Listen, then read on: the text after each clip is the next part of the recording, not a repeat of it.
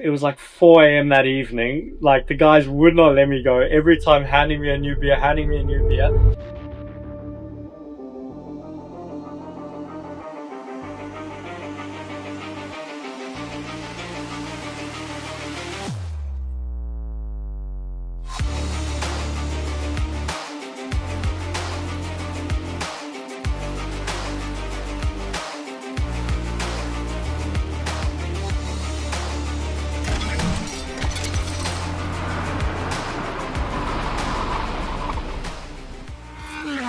Hey guys, Jordan Pepper here.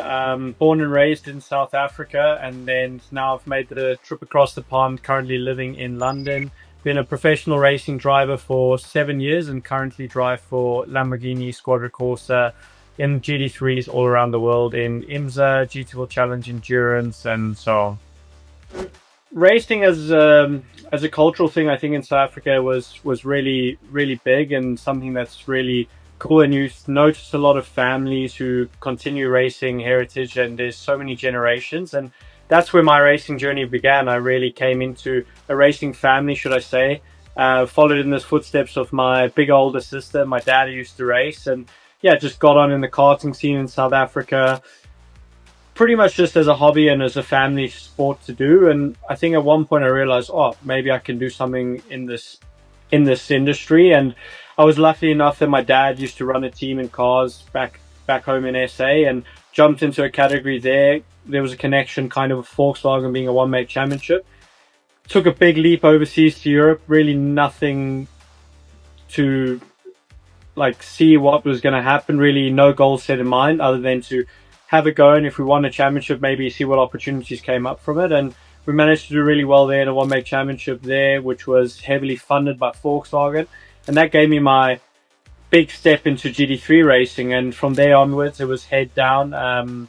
Managed to sign with Bentley at a very young age of 20. I think I was 20 actually when I first signed my first contract, professional contract, and yeah, just never looked back since. So did a cool stint with Bentley for 4 years, and then moved on to race in America when that program shut down for a little bit, and kind of rediscovered my passion for racing in the US, which kind of reminded me a lot like South Africa. And now I've got quite a good balance between Europe and the US, and kind of back over here now driving with Lamborghini as a factory driver. And the cool thing is I get to race around the world, and GT3 category really is a category that's all around in all the big races and stuff. So more into the endurance racing scene. Obviously Formula One I think was every kid's goal, but for myself, I just didn't see it as a realistic goal coming from South Africa. So fully focused on the GT route and the endurance racing route, and I can happily say that living my dream since my childhood dream for many years now, and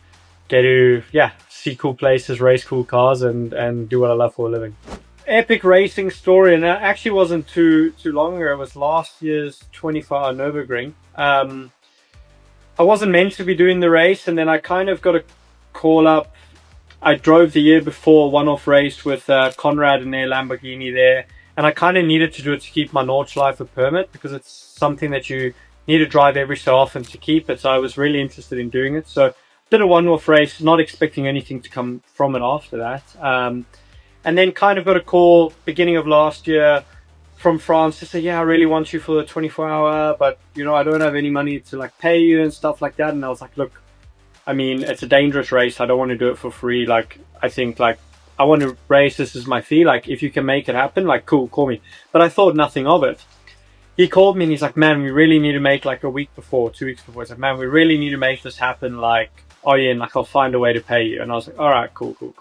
Like, let's go for it, you know? Like, I was kind of the excitement building up to the race, seeing everyone who's doing it. I was like, cool, let's go. But I said to him, I said, look, if we're doing it, I want to do qualifying if we get into Super Pole, and I also want to do the start of the race, because it was kind of for me a way to come back, make a bit of a scene. I wasn't obviously linked to any manufacturer then, and Nürburgring is a big deal in our industry. So anyways, we obviously into the top 30 shootout. I get to do it, and I was so close to pole position. Then we get to Jordan Pepper, in the teal and black Conrad Motorsport Lamborghini. Two slower cars on their first attempt to vault above.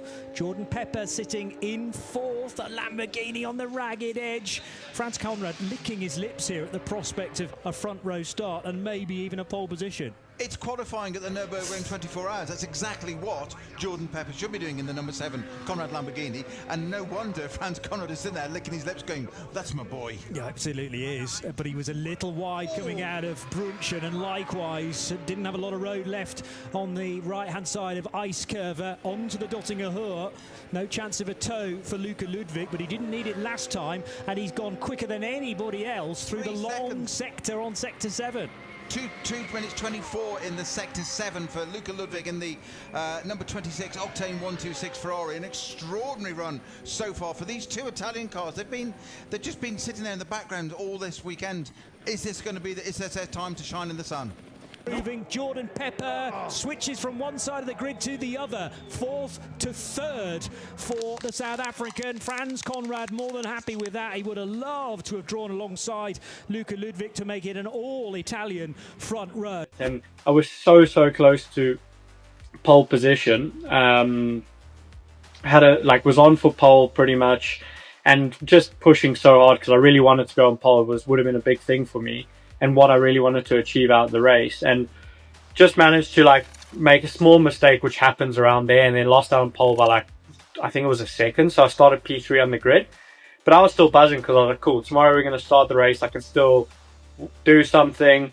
That night was going to get an early night's sleep, and then France was like, oh, just come to the bar. I just signed a deal with we got a sponsor. Obviously he was mega happy. He's like, come have one drink with us with the sponsor. Long story short, it was 4 a.m. that evening. The guys would not let me go. Every time handing me a new beer. And they said to me yeah, tomorrow, we're gonna give France extra money. And then France was like, I'll give you a cut, I'll give you a bit more money, a bonus, if you can lead the race. And they're like, we don't care about the 24 hours. They have that cool helicopter drone shot. We just want to see you leading the race on that helicopter shot, because on top of our car was their sticker. So I was like, all right. First stint, bear in mind, I said to France, I'm skipping warm-up, I'm not doing it. So had a good night's sleep, felt good, whatever. And I didn't expect it to happen. So anyways, the first stint goes, and somehow it's a 24-hour race, but that place is all about track position, and it was wild. And it was us versus the Ferrari, which was really quick.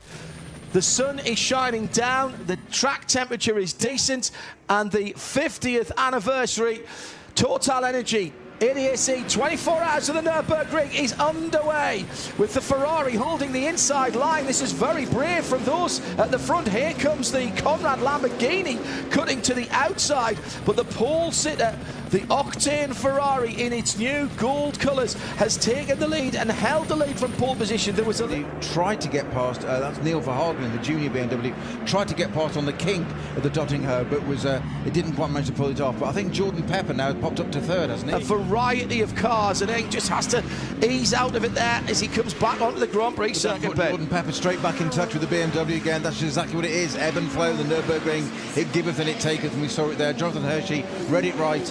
Philip Engel just had to hesitate a moment, and Jordan Pepper straight back in, looking for a ride down the outside. He's got the job done. Can he keep it around the outside? He's got traffic in the way. I'm not sure he can. Oh, no, I think he can. No, there's a back marker going to one each side. So Engel down to the right-hand side. Jordan Pepper down the inside. Jordan Pepper's got the job done. And Neil Verhagen says, I fancy a bit of that as well. That was the 119 Toyota Altis that they went by, but it's not over yet, Ben. The first opportunity came, we were really strong, going up the hill from Bergberg up the hill, and the Ferrari was a bit weak there. And the first lap I tried to have a go, and the guy ran me into the grass. I was like, that's not going to work here. There was a couple of driver changes without pit stops, just as various people get themselves sorted out. Coming down to the bottom of the circuit, over the bridge, and the top three certainly still very much in touch. The second lap, I kind of dummied him and switched back on him. And I would never have taken that sort of move if I, this year, for example, driving on a lineup where you could go for the win. But just for some reason, I was like, I really want to lead this race. Kept it flat out. I was 2 wheels through the grass. I was touching with the Ferrari. I was like, I have to keep doing it. Jeremy Shaw, my co-commentator for the IMSA events. I'll be working with him next weekend for the Detroit event. He thinks very highly of him too. On the grass, the outside wheels on the grass, and makes the pass. The Conrad Lamborghini going through, finding grip on the dirt. The pass on the grass is made, and the Ferrari shuffled back just a little bit, and for a moment had to defend as they were climbing the hill that was up by Moot Curve, and that is a very, very brave place to go through indeed. Well, so much for common sense and picking a slower part of the circuit, taking a lunge and sending it down the inside at a tight part like for turns 1 and 2. Wait until you got the fastest part of the circuit and stick it on the grass and go for the lead and take it and make it stick. Superb driving from Jordan Pepper there. And for some reason, like, I just knew that, like, I could see, like, the shadow of the helicopter. And the first thing that popped in my head, I was like, ooh, I wonder if we're on TV. Like, long story short, end of the race comes, and, you know, like, team was happy. We unfortunately, like, had a bit of mishaps through the night. We were teammates, had a bit of collisions and stuff. Otherwise, we actually could have done well. But we finished, I think, second in our class and whatever, but had some good stints, had some fun. And then, like, to his word, like, France being, like, an old school racer he is, he, like, hands me, like a bit of cash as, like, a bonus, and was like, oh, man, this was for, like, their agreement. Like, for me, that's something that I didn't expect would happen, like, and it was something pretty cool. But yeah, it was a good memory, and I think it shows in our racing world a lot of times we're, like, full focus, full professional.